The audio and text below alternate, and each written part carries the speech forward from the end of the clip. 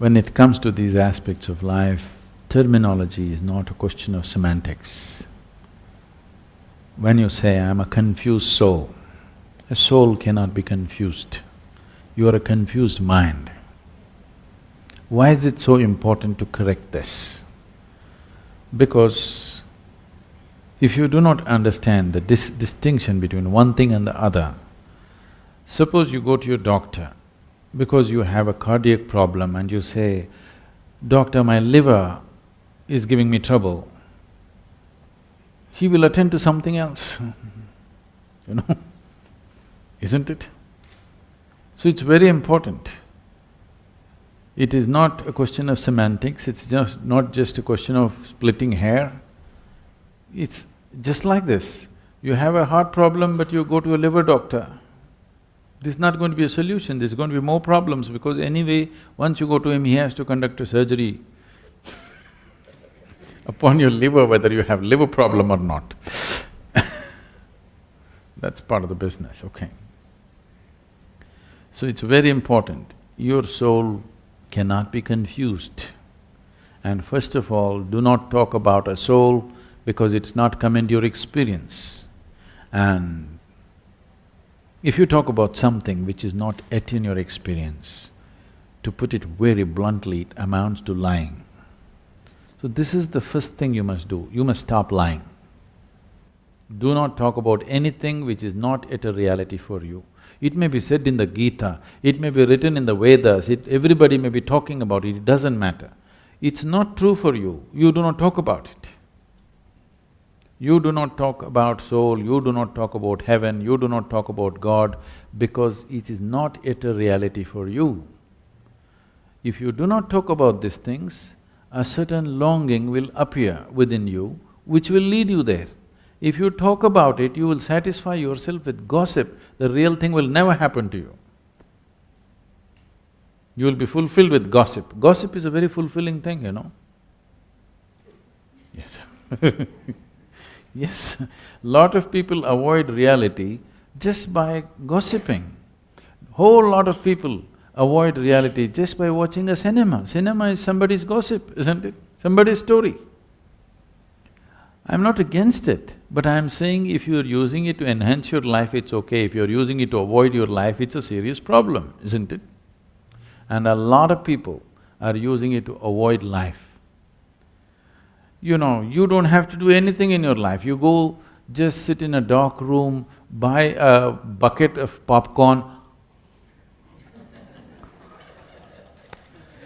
Somebody will love, somebody will fight, somebody will live, somebody will do everything. You just have to eat popcorn and it happens. You can cry, you can laugh and you can come out and it's done. And they tell you when it's ended. These days they don't put that "the end" anymore. You're supposed to figure, it's over. There was a time when they would say "the end."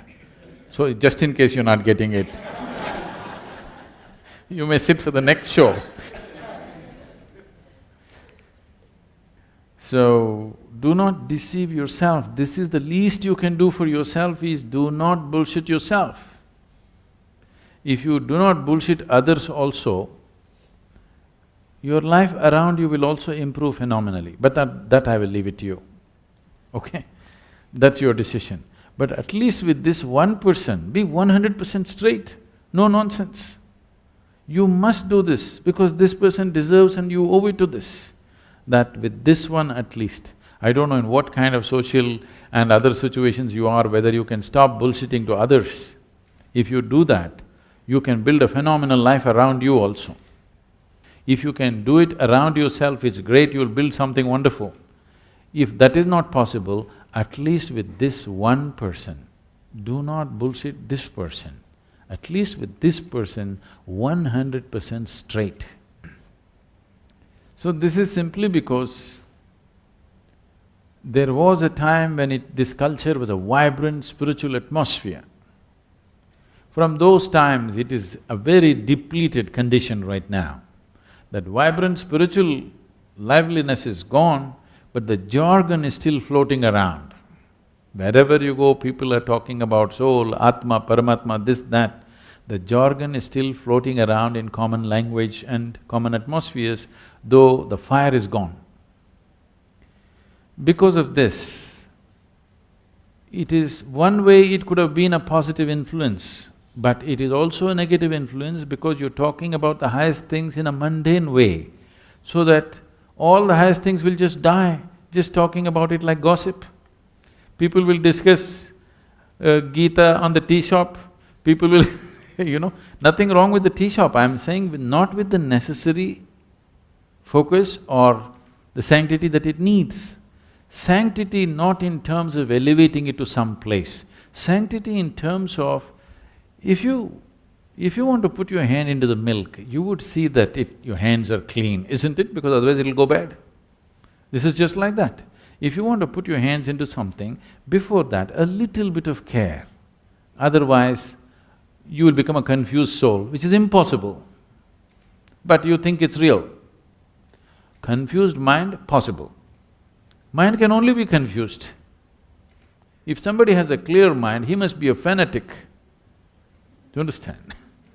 The nature of the mind is confusion. That's its beauty, it's always confused because it can't figure anything. But it can gather everything and mull over it endlessly. This is the nature of your logical mind. Mind is always going to be confused unless you're a single-track idiot or you're a fanatic. Otherwise, mind will be confused. A confused mind is good. If you know how to organize your confusion, if you know how to handle your confusion, if you know how to increase the enormity of your confusion consciously, if you can handle your confusion consciously, mind is a very productive instrument. If you're looking for a mind which is not confused, you can go for a brain surgery. You can remove half of it, there'll be no confusion. Clear? The more intelligent you are, the more you will wonder, the more you will be confused about everything. The more profoundly you look at life, the more confused you will be. And it's good. Only somebody who doesn't look at anything, who's got a parallel vision, he is dead sure about everything. So you must either be an idiot or a fanatic to do that, and there's not much difference between the two. So now, your mind is confused. That is the nature of the mind. You have to learn to use the confusion to your benefit. If your mind is not confused, that means it's not constantly receiving. It is a blocked up mind, your mind has become a concrete block which is dead sure about everything. Otherwise, constantly if you're perceiving more and more information, it is always confused because it is always receiving much more than it can ever process. So much information, everything that you see, if you see little more carefully, right in this room you can see so many things that you never thought possible in your life, do you understand? If you observe just one thing, it will happen like this. It is just that people are saying like this and they don't see anything. If they pay enough attention to any one thing, you will see a simple ant can keep your focus on for the rest of your life, it has so much in it. So everything around you, if you pay enough attention, there is so much information, no way can any mind ever process it. Only an unattentive mind thinks it knows everything. An attentive mind is always wondering and confused about every little thing in the universe. And that's the way it should be. You should not suffer your confusion. You must understand if you're constantly confused, that means you have a functioning intelligence. Yes. So, once you have separated your soul and your mind, a non-existent soul in your experience, the mind is receiving too many things from every direction all the time, endlessly, in wakefulness and sleep. The five senses are always perceiving endlessly. Most people are not alert to it, so their life becomes stagnant and boring. Confusion means there is still a possibility. Conclusion means it's death. So, don't try to conclude and take away the confusion. Confusion is fine. Right now, do not imagine things which are not true. Confusion is because never in the history of humanity anybody ever figured the nature of creation, nature of life in their mind. You can become life and know life. You can never figure life, just understand this. Never ever can you figure life out. But if you become an absolute piece of life, you will know life for what it is.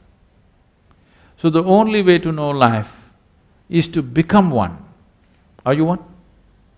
Are you a soul? Are you life? Are you life or no?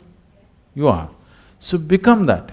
Right now you are not a life. You are a bundle of thoughts, emotions, ideas, opinions and prejudices.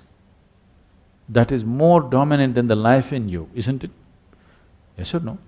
Your thought and emotion is occupying more space than the aliveness that you are. So you are not experiencing yourself as a piece of life, you are experiencing yourself as a bundle of thought and emotion and whatever else. This is a wrong perception. Because you're alive, you may think. You understand? Not because you think that you exist. Because you're alive, you may think if you wish. But right now, the thought process has become so compulsive that people think that is more dominant or is predominant to life. It is not so. It does not… your thought does not exist before life. Because you're alive, you may think. Thoughts, if one's thought is so, focused towards one thing in his life, nothing else seems to matter, such a person is free simply because of his thought, not a confused thought process. That thought process will not protect you. But if one's thought is like this, that it is absolutely connected to one thing and one thing only, a focused thought, such a thought can give you a lot of protection and a lot of purpose and a lot of capability. That's a different thing. But right now you are not in that state, it's better to use a simple tool. And you don't have to worry that somebody is going to affect you. You need to understand this. If you protect yourself, you will also protect yourself from well-being. Do you understand?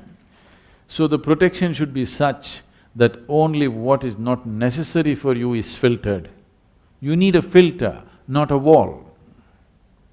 Yes? If you build a wall around you, it'll protect you from life itself. Lot of people are doing this. They want to protect themselves from death and danger, but what they will succeed is they will protect themselves from life. Even life won't touch them. They're so safe. Don't become like that. Life should touch you. Even if life smothers you, it's better than remaining untouched by life. Thank you.